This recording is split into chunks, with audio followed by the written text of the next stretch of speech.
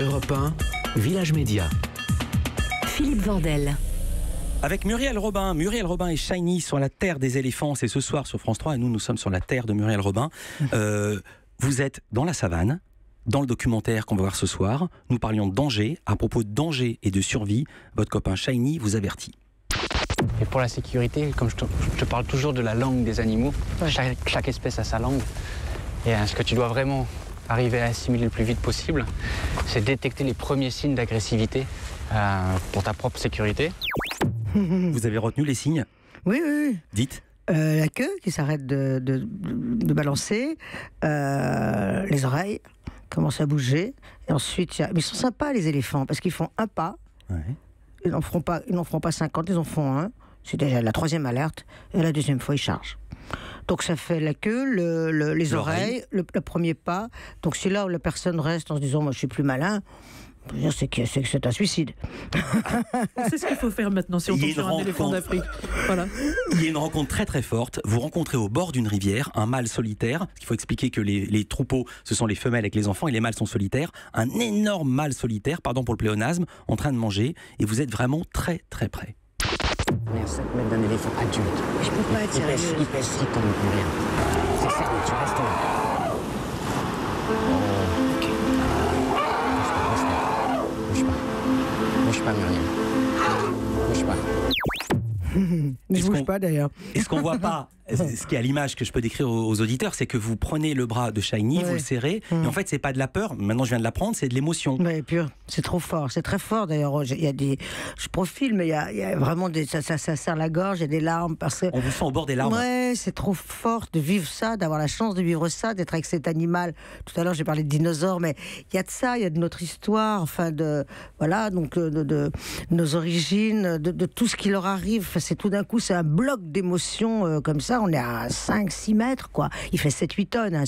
S'il bouge, ben lui, dès qu'il arrêterait la queue, par exemple, si vous voulez, je serais déjà à 2 km. Hein. Je le surveille bien. S'il bouge, alors, il faut que j'en parle maintenant. S'il bouge, pour se défendre, il donne des coups de patte. Et ensuite, vous vous trouvez dans une réserve, dans une espèce d'orphelinat, où vous avez fait un truc inouï, je ne pensais pas que ce soit possible. Vous avez fait du foot avec les éléphants. Oui, ben moi non plus, j'ai découvert ça. Alors effectivement, ça fait partie du programme de réhabilitation, c'est-à-dire que ce ballon, ça leur donne une agilité avec les pattes, particulièrement les pattes arrière. Les soigneurs s'appliquent à mettre le ballon beaucoup à l'arrière des petits éléphanteaux. Ils donnent un coup comme ça de patte à l'arrière, et plus grand, ce sera un lion qui sera derrière et qui partira dans les... ça sera juste pour sauver leur peau, quoi. Alors, je dois dire que c'est un documentaire, il y a du Koh-Lanta, il y a du Fort Boyard. On vous a fait manger des trucs un petit peu... Non, il n'y a pas de ça. Oh, dis donc. Ah bon? Quand il vous donne le petit scarabée, il dit c'est le petit-déj. Ah oui, mais je ne l'ai pas mangé. Hein. non, je préfère rester je reste comme ça, Jean.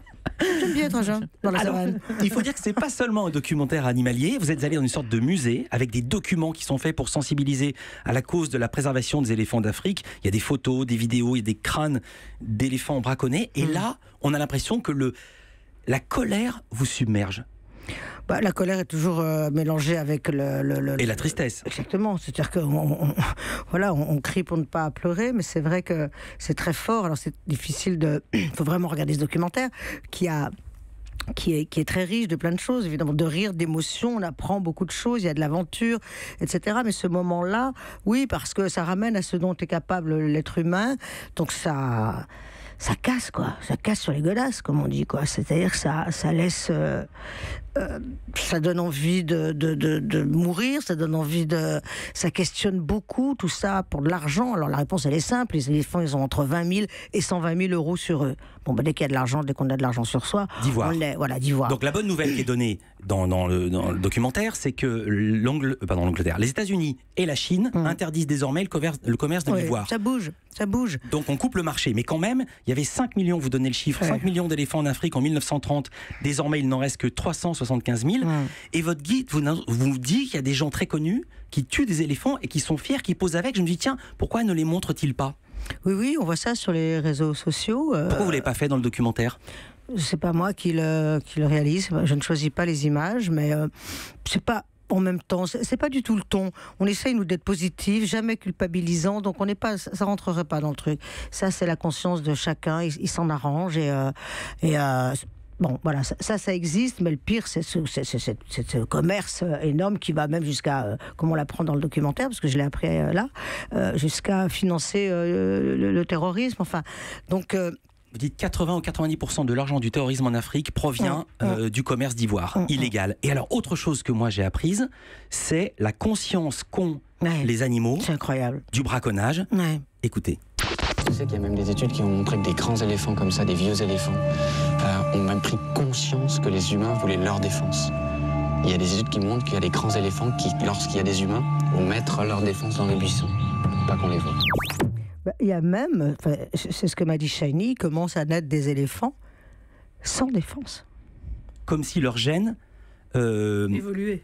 Et empêchait... Dans quelques générations, dans pas si longtemps que ça, il n'y aura plus d'éléphants avec défense. S'il reste encore des éléphants, évidemment. En espérant que dans quelques générations, il n'y aurait plus de braconneurs. Vers la fin, c'était dur le tournage ou c'était... Non, ça va.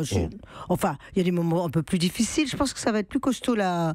Avec les jaguars ? Oui, parce qu'on a 300% d'humidité, 800% de moustiques et 200% d'eau jusqu'à mi-mollet. Donc je pense que là, je vais un petit peu morfler ma race, de ma mère et de ma grand-mère et puis de pas mal de générations, pour parler jeune. Mais je suis contente. Non, c'est bien. Il faut que ce soit pas tout, non plus du gâteau. C'est jamais du gâteau. Hein, mais je commence à bien me faire à dormir dans un hamac et dans la savane et être réveillée à 3h du matin par un rugissement de lion. Je dois dire que c'est quand même de la chance, quoi. Et en même temps, Shiny sait à quoi s'attendre. Vous êtes en haut d'une montagne, très fatigué, et avec la fatigue, vient un peu d'énervement. Ah bon ? Ne me fais pas la tête parce que je mets pas à ton risque, je te jure que... Ne te fais pas la tête, Muriel, je suis sûre que tu peux faire mieux, c'est tout. Non, c'est pas sympa de dire ça.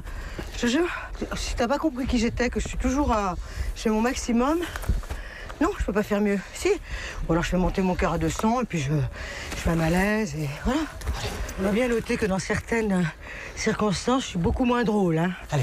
J'aime pas être drôle avant de mourir, je trouve que ça fait... Ouais. Arrête tes bêtises. Concentre-toi.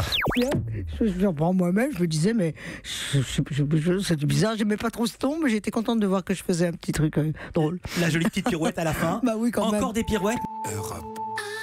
Europe 1.